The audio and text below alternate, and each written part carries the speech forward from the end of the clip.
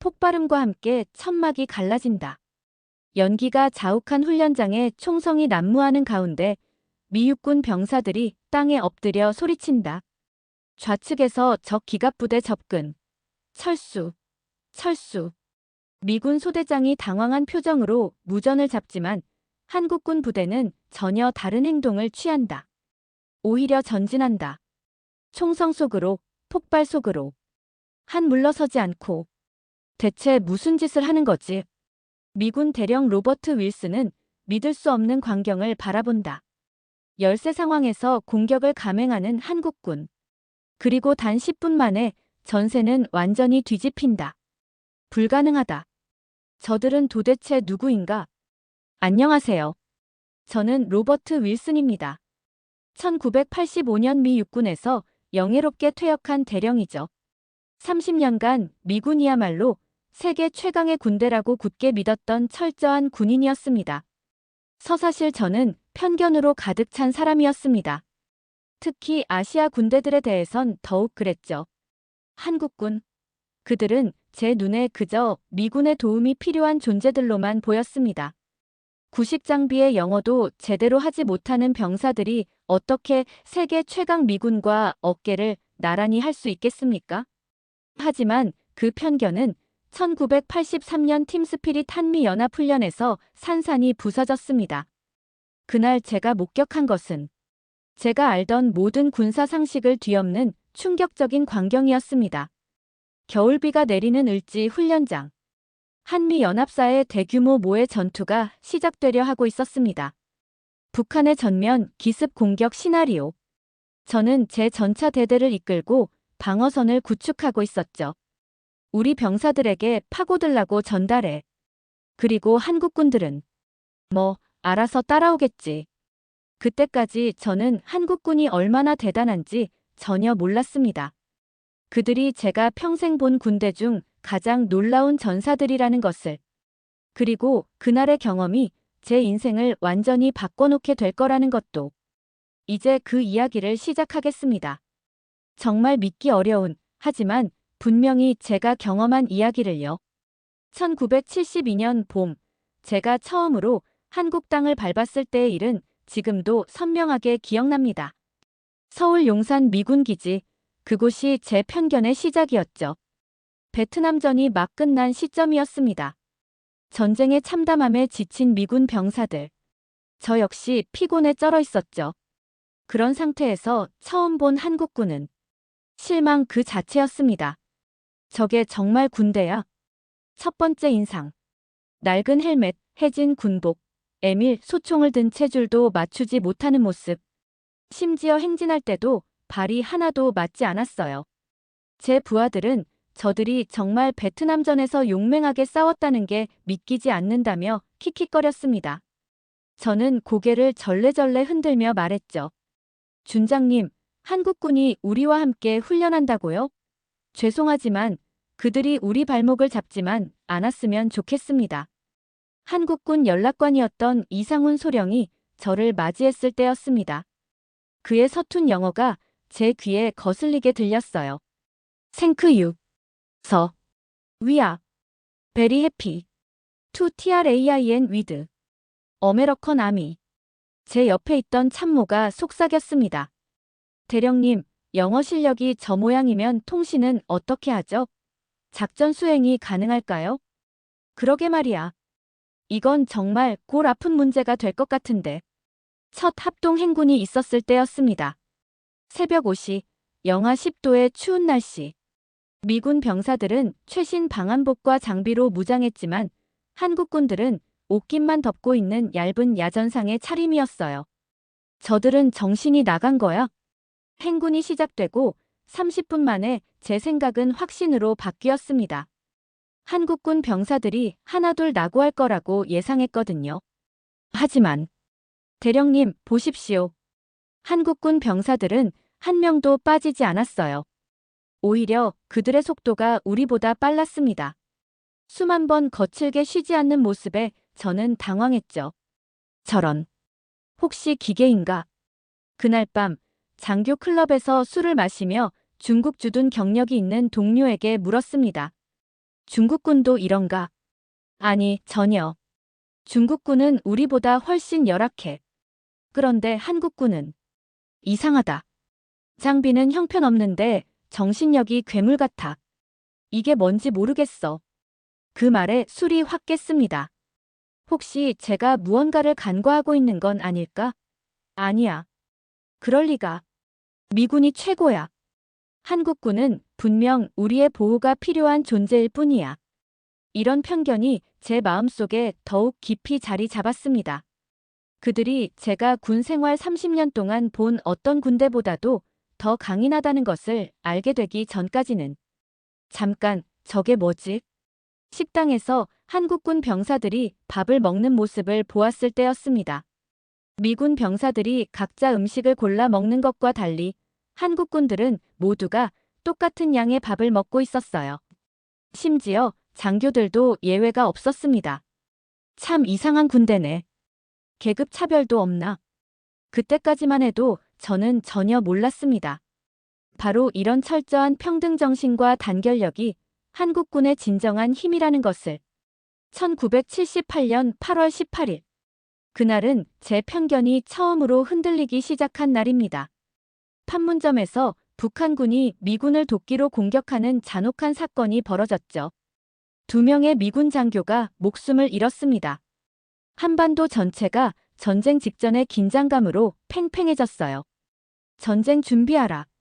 제 부대에도 비상 소집이 떨어졌습니다. 24시간 대기 태세.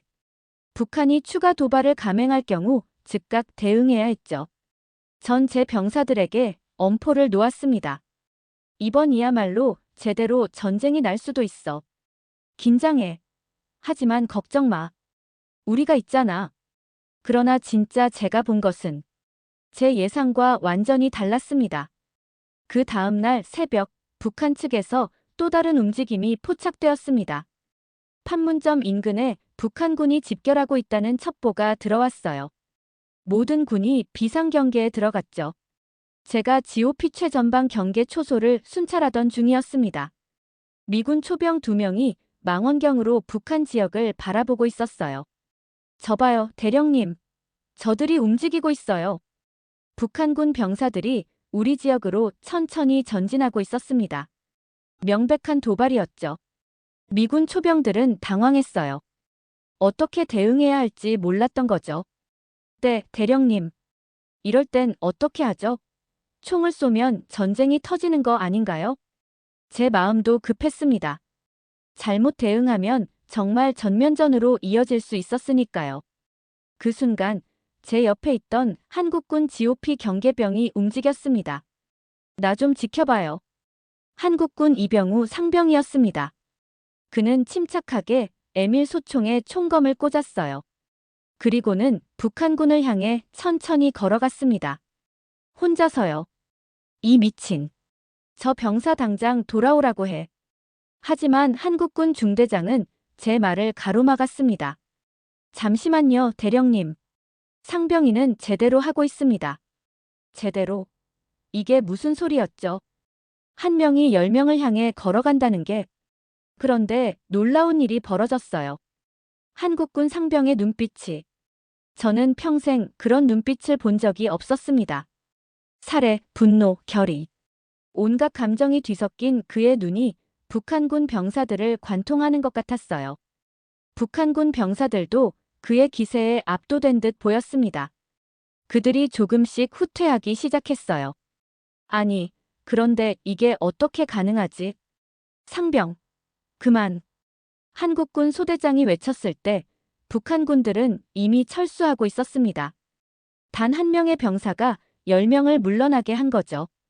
전 믿을 수가 없었어요. 미군 초병들도 입을 벌린 채 멍하게 그 광경을 바라보고 있었습니다. 어떻게 이런 일이? 경계가 끝난 후 저는 한국군 중대장에게 물었습니다. 도대체 무슨 일이었습니까? 저 병사는 총검 하나로 10명을 물러나게 했어요. 그의 답변은 제 머릿속을 완전히 뒤흔들었습니다. 상병 이병우는 이번이 처음이 아닙니다. 그는 작년에도 비슷한 상황에서 북한군을 돌려보냈죠. 우리 병사들은 모두 그런 훈련을 받습니다. 싸우기 전에 먼저 상대를 위압하는 법을요. 위압.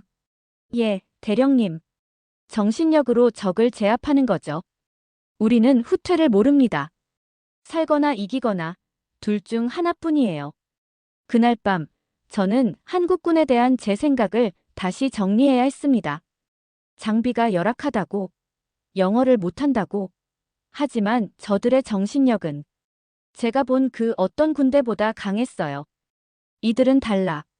완전히 달라. 제 마음속의 편견에 첫 번째 균열이 생겼습니다. 작지만 분명한 균열이었죠. 그리고 이게 시작에 불과하다는 걸 저는 아직 몰랐습니다.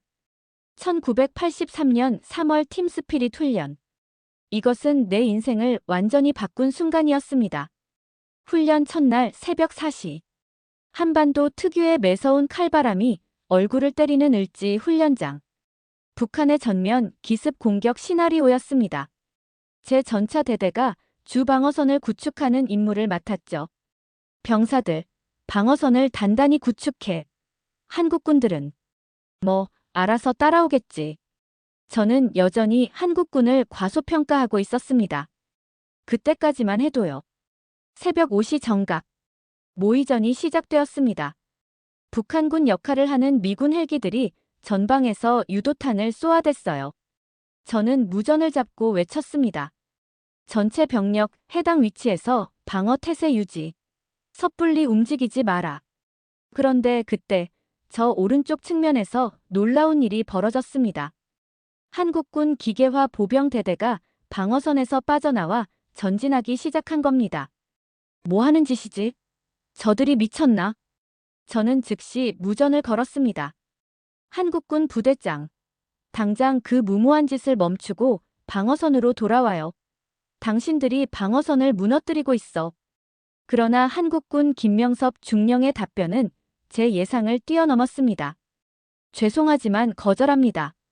방어보다 공격이, 후퇴보다 전진이 우리의 철학입니다. 이건 미친 짓이야. 규정을 어기는 거라고. 하지만 한국군 기계화 부대는 이미 전진하고 있었습니다. 그들의 움직임은 제가 알던 전술과는 완전히 달랐어요. 마치 칼날처럼 예리하고 정확했습니다. 놀라운 일이 벌어졌어요. 한국군 정찰 부대가 적의 주 공격 축선을 정확히 파악하고 있었던 겁니다. 어떻게 그럴 수 있었는지. 미군 정찰 위성도 아직 그 정보를 파악하지 못했는데 말이죠. 위치 보고. 대령님, 한국군이 적의 지휘소를 찾아냈습니다. 어떻게 알았는지. 그들은 적의 급소를 정확히 찔렀어요. 한국군 전차들이 북한군 지휘소를 향해 돌진했고 그 뒤를 보병들이 따라가며 완벽한 공격 대형을 유지했습니다. 제가 가장 충격을 받은 건 그 다음이었습니다. 어둠이 내린 저녁 7시. 야간전이 시작되었어요. 미군은 야시경과 열추적 장비가 있었지만 한국군은 그런 장비가 거의 없었죠. 이제 한국군은 맥을 못 출 거야. 야시경도 없는데 어떻게 싸우겠어? 그런데 또다시 놀라운 광경이 펼쳐졌습니다. 한국군 병사들이 마치 나처럼 움직이는 거예요. 정확한 방향으로, 완벽한 타이밍에. 저들은 도대체. 한국군은 달빛 하나로도 전장을 읽었고 그들만의 수신호와 소리 없는 소통으로 놀라운 효율성을 보여줬습니다. 심지어 미군이 열추적 장비로도 찾지 못한 적 매복조를 한국군은 손가락 하나로 정확히 가리켰어요. 훈련이 끝났을 때 적군 역할을 한 미군 부대는 완전히 패배했습니다. 미군 심판관들도 어안이 벙벙해하며 결과를 알렸어요. 한국군의 압도적 승리. 전략적 목표 100% 달성. 저는 그날 밤 단 한 잠도 잘 수 없었습니다. 30년간 쌓아온 제 군사 상식이 하루 만에 무너진 거죠. 다음 날 아침, 저는 김명섭 중령을 찾아갔습니다. 제 안에서 뭔가가 바뀌고 있었어요. 중령님, 어제 한국군의 전술은 도대체 어떻게 가능한 겁니까? 김중령은 잔잔한 미소를 지으며 답했어요. 대령님, 우리에게는 선택의 여지가 없습니다. 질 수 없는 전쟁을 앞두고 있으니까요.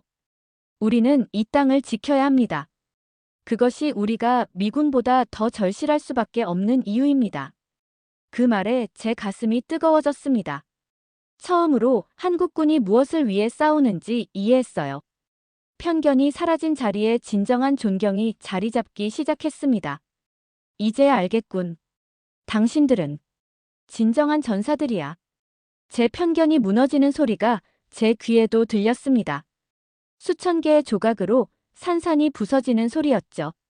팀 스피릿 훈련 이후 3일 뒤, 저는 한국군 최전방 부대와 함께 훈련 중이었습니다.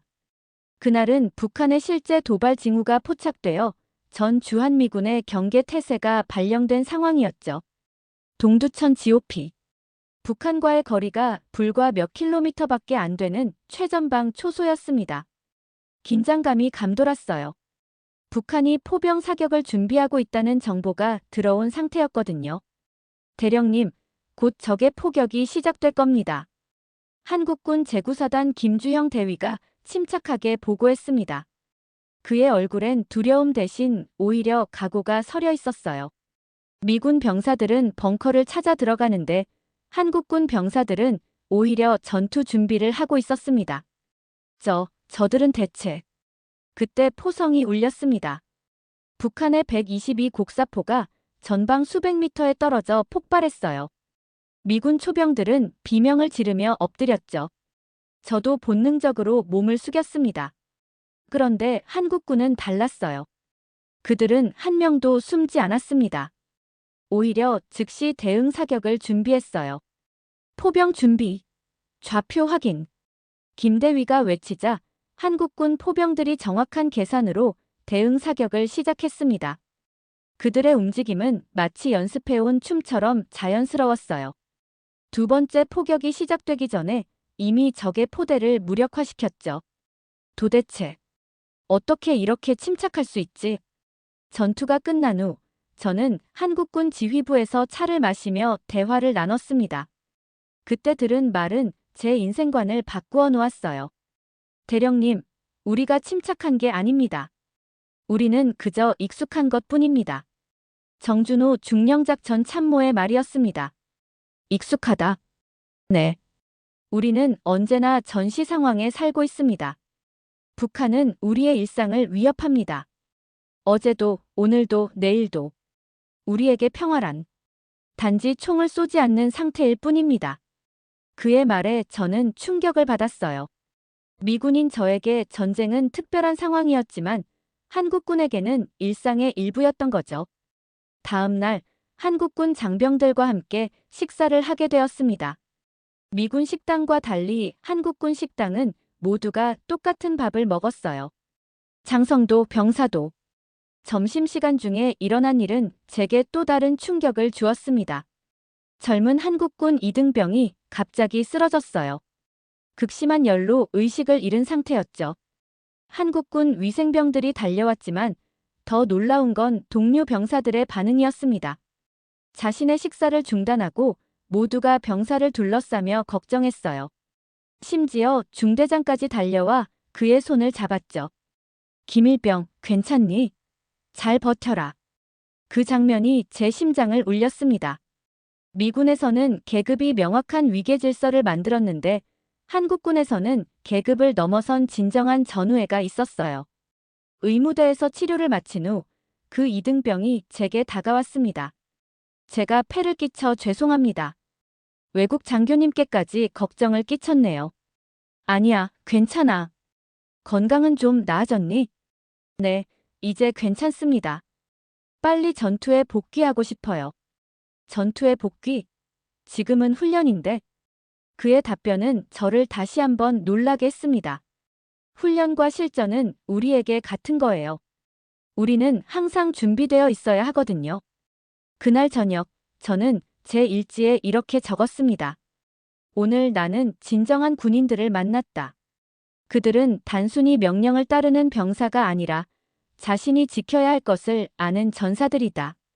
미군이 기술로 전쟁을 준비한다면 한국군은 마음으로 전쟁에 대비한다. 다음 날 아침 훈련에서 제가 직접 경험한 일은 제 존경을 더욱 깊게 만들었습니다. 미국에서 온 신임 장교들에게 한국군의 전술을 시연해 보이라는 요청을 받았어요.